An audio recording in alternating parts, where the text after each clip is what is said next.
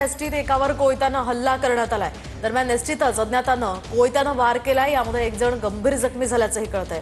अज्ञात व्यक्तीला आता पोलिसांनी ताब्यात घेतल्याची माहिती आहे। या अज्ञातानं कोयत्यानं वार केल्यामुळे प्रवाशांमध्ये भीतीचं वातावरण आहे। बारामतीवरून इंदापूरकडे जाणाऱ्या एसटी मध्ये एका अज्ञात व्यक्तीने दुसऱ्या प्रवाशावरती कोयत्याने वार केलेले आहेत। खरे तर ही एसटी इंदापूरकडे चालली होती आणि एसटी चालू असतानाच संसरच्या आसपास आले असताना हा एका अज्ञाताने वार केलेला आहे। ज्याच्यावरती वार झाले तो व्यक्ती देखील जखमी झाला आणि तो रस्त्याने पळत पुढच्या दिशेने गेलेला आहे। साहजिकच प्रवाशांमध्ये मोठ्या प्रमाणात यामुळे भीतीचं वातावरण पसरलं होतं। काय सांगाल, काय नक्की परिस्थिती झाली होती आणि कशा पद्धतीने त्या अज्ञाताने वार केले? मी कंडक्टर आहे एसटीचा। मी काटेवाडे लिमटेकच्या पुढे आल्यानंतर गाडी मी सेंटरमध्ये तिकीट काढत गेलो।